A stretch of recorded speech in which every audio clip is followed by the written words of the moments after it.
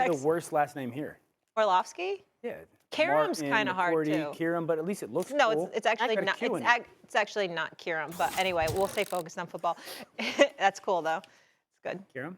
It's not Kiram. Which quarterback? I'm just getting yelled in my ear. Question. Which quarterback situation is more worrisome? The Bears with Caleb Williams or the Colts with Anthony Richardson? Both, but Caleb's the most worrisome of the two. Yeah. One, this was the best situation a number one drafted quarterback has gone into ever. This was a football team that started to play really good at the back end of 2023. This was a defense that was one of the top 5 defenses in the NFL the last 10 weeks of the season. Mm-hmm. This is a football team that added a plethora of weapons when it comes to the offensive side. They took a top 10 pick at Rome Odunze at wide receiver. They added a Keenan Allen, who's one of the best wide receivers over the last decade in the NFL, and they added DeAndre Swift. And all of a sudden, what I've heard from Chicago over the last 48 hours is absolutely ridiculous. It's a complete and utter disaster. The thought of them having conversations to bench Caleb Williams blows my mind. It infuriates me. You passed on the kids from 2 years ago because you wanted Caleb Williams. You traded those picks to rebuild the roster. You started them this year, and all of a sudden adversity hits, and you're like, well, maybe we should sit him down. What did you expect?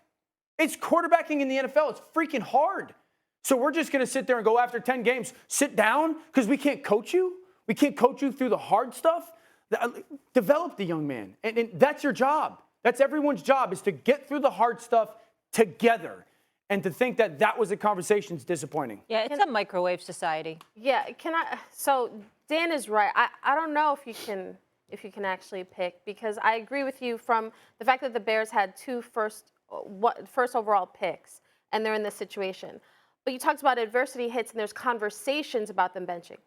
The Colts did bench their young guy. Sure. And so why Indy is so frustrating to me is, and I'm not saying I disagree with you, but I'm just going to talk about why Indy is frustrating. Sure. Because I was there when Anthony Richardson was drafted. I was there in Ballard's office when he was talking about how frustrating it has been and how it has weighed on him as a GM, where since Luck retired, it has been a constant merry-go-round and carousel, of quarterbacks. And yet, as a GM, that is the thing that he can't quite get right. And when he said, he told me, I want a rookie quarterback who understands he doesn't have to be Superman. In that moment before the draft, I was like, they're taking Anthony Richardson. Right. So you knew this is a kid that only played 12, 13 games in college. You knew this was a kid who was young. You knew this was a kid who was immature. And I don't mean that in a way to denigrate him, but just he is young and inexperienced. You knew all those things. And yet, when he does the I'm tired thing, I get it, nobody like that. But you also have to then you have to give him room to grow. Mm-hmm. And instead benching him, Joe Flacco now is on the bench. It doesn't make sense, all those moves. Yeah, both situations, it's hard to figure out exactly why they've gone the way they've gone. But when I look at the Bears, you drafted Caleb, you hired Shane Waldron to come in knowing you were going to draft Caleb Williams. So this is the offensive coordinator that you guys said, you know what, he is the perfect match for my quarterback. And here it is, we haven't even finished the season, and he's already fired.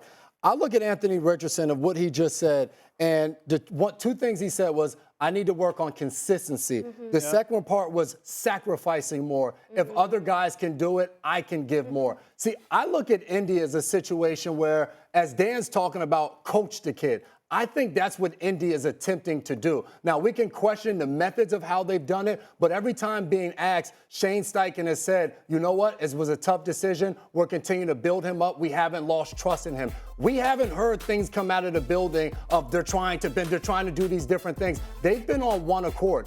Joe Flacco hasn't performed well, and I think that has made them maybe go back to Richardson sooner than they wanted to. But I think all along the plan was, hey, we need to help this kid grow up and figure out what it takes to be an NFL quarterback week in and week out. And they think the last 2 weeks have shown him another side. Plus, there's a veteran for him to learn from. Yeah, and that's the difference. Real quick, Stephen A., before you jump in, I think that's the line of demarcation in the 2 situations. Anthony was benched, at least by reports, because they weren't happy with the way he was going about his day-to-day business as a pro. Caleb, at least they were having conversations, benched because of the play on the field. Mm-hmm. I think that's 2 different parts to that story.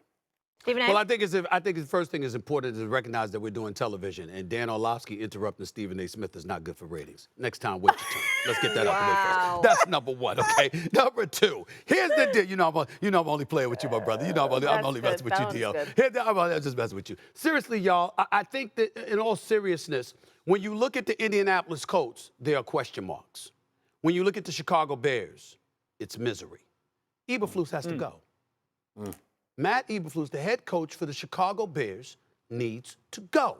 I'm talking to Kevin Warren, the outstanding CEO for the Chicago Bears, who got that stadium built in Minnesota and is trying to do the same in downtown Chicago. I'm talking to their GM Ryan. I'm talking to Eberflus himself. It's time for him to go. He's not a head coach. He's a defensive coordinator, okay? And he has proven that because we've seen what the Chicago Bears have been like. When you look at Caleb Williams, 29% of the time he's been pressured, he's been sacked.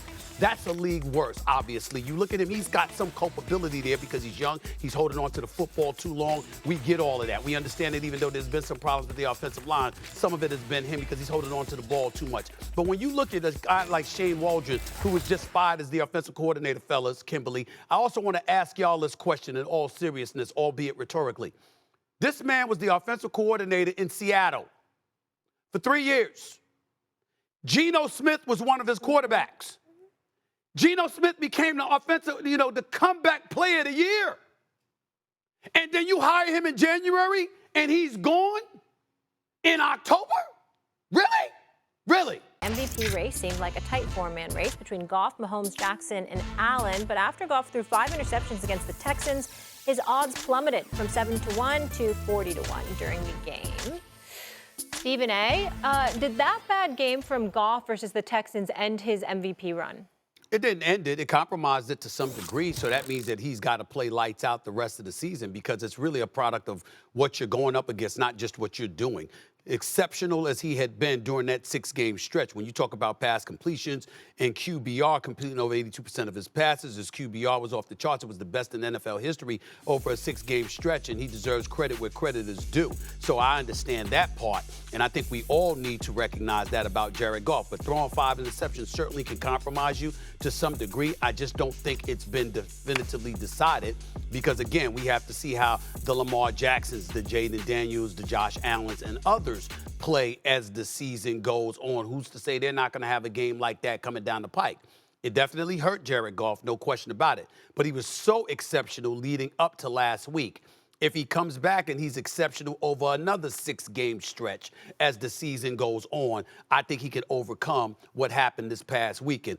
But 5 interceptions in one game is definitely damaging to an MVP's hope, an aspiring MVP's hopes. That's a ridiculous thing to say. So first of all, he's so exceptional, What's but ridiculous? still was so exceptional, still wasn't the MVP. It was Lamar. Okay, I love Jared Goff.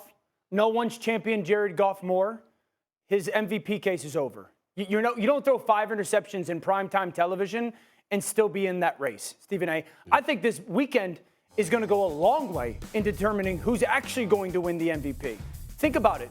Lamar, who is running away with the award right now, has a rivalry game against Pittsburgh. Massive moment for Lamar Jackson. Think about tonight. There's 2 guys that are very much so in that conversation. What happens if Jaden Daniels goes to Philly tonight and lights Philly up, who's one of the best defenses in the league, and wins? He's going to probably be in 2nd or 3rd place. Jared Goff is not going to catch that. What happens if Saquon goes for $150 plus tonight and they win? Saquon is going to go to 2nd or 3rd. This weekend, Josh Allen and Patrick Mahomes. All right. You want to say what if? What if they throw interceptions? It might not be 5. But what if they throw 3?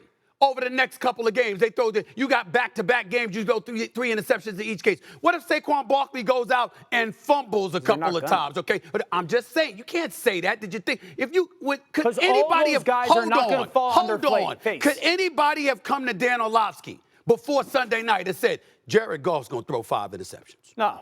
Nobody. Only two of them are on him. Only two of them. Stephen A. It's Stephen A. Fine. Stephen A. You have to remember, Josh Allen, Lamar Jackson is running away with it. Even if Jared. Time. That's your opinion. I had Jared Goff ahead before the 5 interceptions. Incorrectly. I don't think that's incorrectly. Stephen A. He's going to have 5,500 yards. You know how freaking good you got to be to catch that? Listen, do you know that the Baltimore Ravens lost to 2 last-place teams? You don't think that's going to get held against an MVP? I'm talking about if the 5 they have interceptions the 28th hadn't ranked happened. defense in football. Oh, come on now. It's even more impressive. Stop it. It's Listen, even more impressive. Go back. Their defense isn't good. Go back and look at MVPs who were picked throughout the years. Certainly, whether it's fair or not, there are elements that get held against MVPs from time to time. You even brought up this. You sat up there. You talked about MVP fatigue, whether it came to Patrick Mahomes or Lamar Jackson. You questioned in the past whether or not they would win. All right, then what the hell I got to do with them on the football field? If you're performing great, you would think somebody would vote for them, but MVP fatigue kicks in with voters. You never know what goes into the mind of voters. Stephen A. That's all I'm trying to say. Again, I love Jared. He's got to chase down Lamar. He's got to chase down Josh Allen, who has a massive, massive platform this weekend. I don't think Josh can get into the MVP race. I don't think Josh can catch Lamar without a win this weekend. I think that this game matters. I agree Tonight, with that. He's got to catch Jaden. You have Kyler Murray that's in that conversation. You're going to have to catch Kyler Murray. Like, there's 4, 5, 6 guys that now. Kyler Murray has been playing very well. I give credit where credit is due. Do I have him as a top MVP candidate? No. You are high. I do. You are high. You are. Hey, maybe I should try it. Maybe I should have tried it. Maybe I should have tried it. It might have been good for me. It might have been good for me. You don't think Kyler Murray's a top 5 candidate, top 6 candidate for the MVP right now? He might be top 5, and then 5 or 6 range here. I got him there. Okay. I got him there. So Jared Goff's going to have to leapfrog him. I had Jared Goff ahead of everybody going into Sunday, is what I'm saying. Okay, and Stephen A., so if we said he's not ahead of Lamar, right? Right now, he's not ahead of Lamar. No, he's not. Yeah. No, he's not ahead of Josh Allen. No, I don't think you could put him ahead of them 20 right now seconds, after fresh kids. over 5 Daniels? interceptions. Daniels? What if they go out and stick up the Jaden joint? Daniels? I'm just saying there's Saquon enough Barkley? time for him. I'm just saying there's enough. Well, shoot, yes, he's ahead of Saquon Barkley. I'm just saying there's enough time for him to sit up there and make amends because you don't know what the others are going to do either. They got to perform They're not all too. going to fall flat on their face. Okay.